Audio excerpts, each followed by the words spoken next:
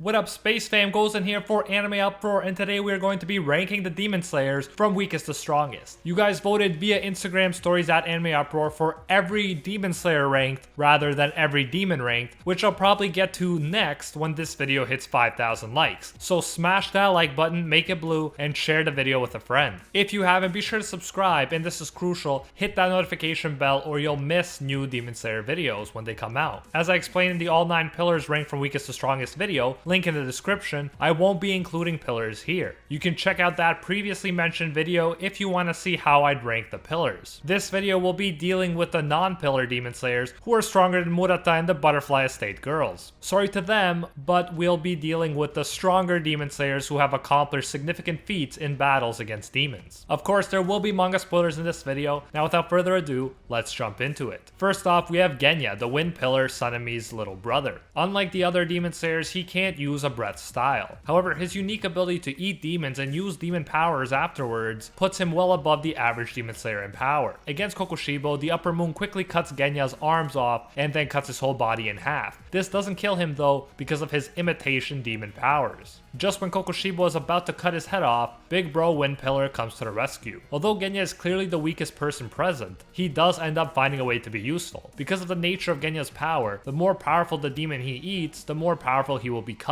When he eats parts of Kokushibo, his healing power improves drastically, allowing the two halves of his body to be quickly reconnected.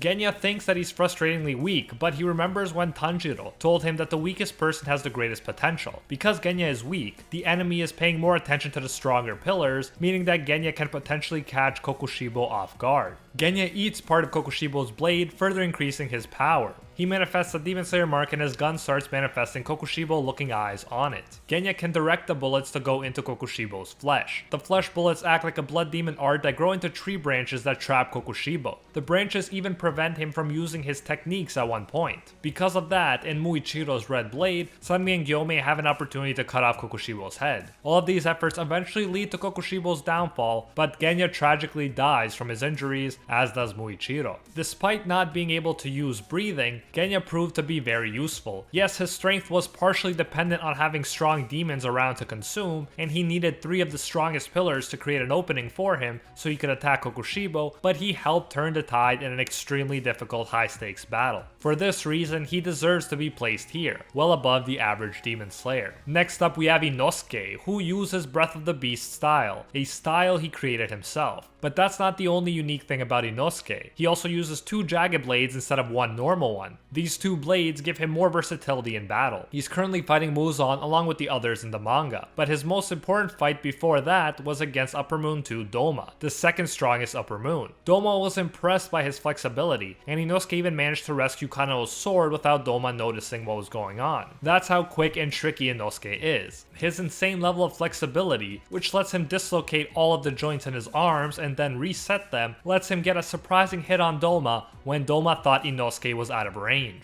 However, when Doma gets serious, Inosuke is very much outmatched, which is to be expected. Doma is supposed to be the second strongest Upper Moon after all, and Inosuke isn't even a pillar. Inosuke is able to avoid getting frozen by using his sharply sensitive skin to sense the slightest chill in the air. Overall, Doma is impressed by him, thinking that he's never met a swordsman like Inosuke and that he'll remember him. He thinks this as he's about to leave, but then Shinobu's poison kicks in. Inosuke assists Kanao in finishing off Doma by sending his blades flying at her own blade. Together, the force is enough to chop off Doma's rotted head. They win, and in the end it is Kanao supporting Inosuke as they move on to the next fight. Inosuke clearly demonstrated that he was strong, and he even impressed a much stronger Upper Moon. However, he hasn't had a significant upgrade or new power reveal like Kanao and Zenitsu had, more on those later, so I can't put him any higher for the time being. I think his time will come to shine eventually, and then we'll probably have to readjust this list. Next, we have Kanao Tsuyuri, the Breath of Flower user. She was arguably the star of the Doma fight, even though Shinobu and Inosuke did play vital roles as well. She started fighting before Inosuke even arrived. Then, when the poison kicks in, she uses her Vermilion Eye technique, which, in my view, puts her above what we've seen from Inosuke so far. Inosuke gets captured by Doma's giant eye statue, but Kanao is able to avoid it long enough to get her blade into Doma's neck. She uses the move Flower Breathing Final Form Vermilion Eye to accomplish this extremely impressive feat. This final form raises her dynamic vision to the utmost and makes surrounding movements look dull and slow, giving her more time to respond. The pressure the move puts on her eyes causes bleeding that stains them red, and the move could even lead to permanent blindness. So the move is OP, but it also can't be used for long and can have long-term negative side effects. Still though, for that brief period of time, Kanao was able to do what Inosuke wasn't able to do. She was able to dodge Doma's attacks and make it to his neck. Her arms started freezing, but luckily Inosuke was able to add the extra force needed to get Doma's head off. As mentioned, after all this, she was the one supporting Inosuke after the battle, even though she had been fighting for longer. For these reasons, with the OP Vermilion Eye move in her repertoire, I had to put her ahead of Inosuke for the time being. Next, I have Zenitsu, the Breath of Thunder user. He has a sharp sense of hearing, and he can enter an OP avatar-like mode when he passes out, which is easily one of the most epic things in the series. I specifically put Zenitsu this high up because of what we saw during his fight against the new Upper Moon 6, Kaigaku. Now, it should be noted that Kaigaku was a sort of quick replacement for Upper Moon 6 and didn't have time to actually get used to his demon powers. But still, the fact that Zenitsu beat an Upper Moon by himself is hype AF and goes to show how strong he's become. The only other person to beat an Upper Moon completely on his own was the talented Mist Pillar Muichiro, who beat Upper Moon 5 after he manifested his Demon Slayer mark. Kaigaku was talented to begin with, and we can only speculate about how much demon powers helped to increase his already impressive power and speed. Still though, it wasn't enough to beat a non-demon Zenitsu.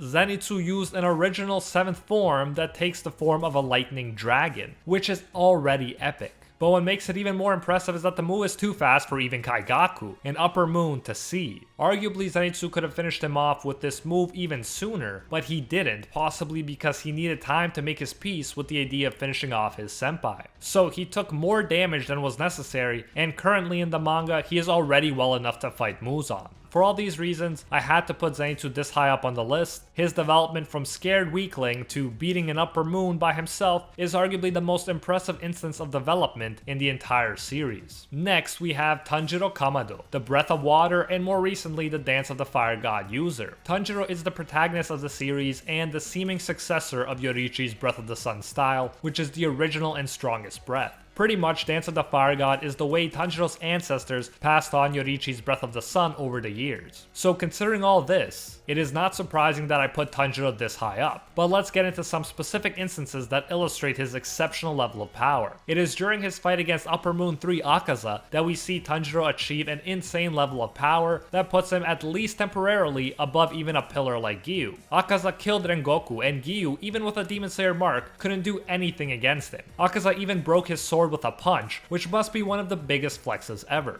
During this fight, Tanjiro accesses the see-through world, aka transparent world. Only the strongest demon slayers, including Yorichi, Gyomei, Upper Moon 1 Kokushibo, and Muichiro, have gained access to this world. It lets demon slayers see through bodies using their senses. The enemy's breathing and the flow of their blood becomes transparent, and the user also gets a faster and clear grasp of the contractions of their own muscles. It lets the seer predict moves way faster and dodge them. Aside from that ability, which Tanjiro had used before, he also enters a new selfless state during the fight against Akaza, where he feels no hatred, anger, or fighting spirit. While Gyu was helpless against Akaza, Tanjiro in this state is able to cut off Akaza's arm without him noticing. Immediately, Akaza senses how much stronger he's become. He says that every fiber in his being is telling him to kill Tanjiro right away. In this state, time passes by slow for Tanjiro, so he can dodge attacks that are supposed to be inescapable. For example, Tanjiro dodged the same attack that hit Gyu, a pillar, 100 times. Then, Tanjiro doesn't just catch Akaza off guard, no, he flexes on him. He tells him that he's going to cut off his head. Akaza knows what's coming, but he still can't stop the attack. Tanjiro surpasses Akaza's speed. If Akaza was a normal Upper Moon, he would have died after Tanjiro cut off his head. But he didn't die until he regained his memories and decided that he didn't want to fight anymore. If Akaza decided to keep fighting, Tanjiro and Gyu would have been done for. Tanjiro was past his limit, and he didn't even have the strength to hold his sword anymore. Luckily, Akaza had a change of heart. He even thought that the fight was over and that he suffered total defeat feet at the moment that Tanjiro cut his head off. So the extremely strong Upper Moon 3 Akaza accepted defeat at the hands of Tanjiro. That fact alone puts Tanjiro above many pillars in terms of strength. Now yes, the selfless state didn't last for long and took a huge toll on Tanjiro's body, so that he couldn't maintain it for long, but still, the fact remains that Tanjiro completely overpowered one of the strongest Upper Moons. For this reason, I had to put him this high up on the list. Last but not least, we're going to be talking about the strongest demon slayer,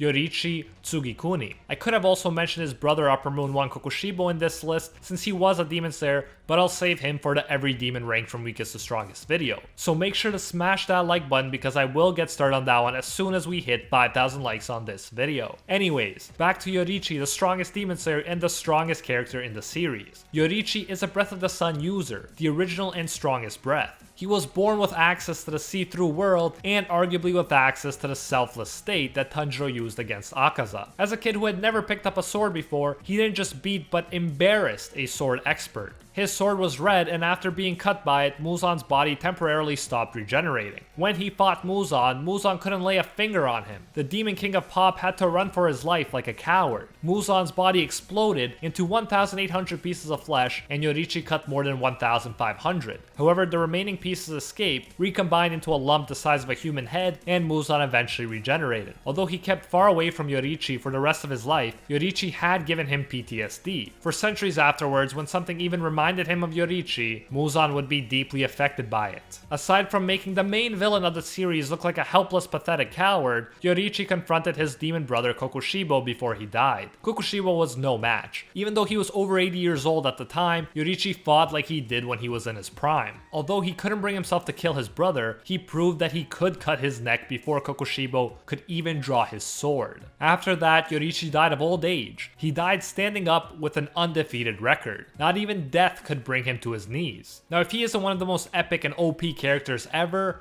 I don't know who is. And that is it for today's video. Remember to smash that like button. If we can collectively get 5,000 likes, it will unlock the every demon ranked from weakest to strongest video. Thanks again for watching this one. If you haven't, be sure to subscribe, and this is crucial, hit that notification bell or else you will miss future videos. If you want to help decide what videos I make in the future, follow us on Instagram at AnimeUproar. Let me know who your favorite demon slayer is and who you think will be the strongest by the end of the series. I'm kind of hoping it's going to be Zenitsu, even though he's not the main character. A special thank you goes out to our patrons over on Patreon who help us survive YouTube issues and who help make videos like this one possible. I especially want to thank our Pro Hero tier patrons, the one and only Gilgamesh, Nothing But a Fan, Jason Wilson, King Zeldris, $50 Beat, Anatoly Kazatsky, Alpha Dio, Angel Cruz, Team Sparky 65, Cricket XP, Rohan Kapoor, Jessica Maloney, Emperor Otaku, and Timothy Edward Vargas. And are the 1-tier patrons the ones who stand atop all clans? Steven Ingrata, Alola Natem,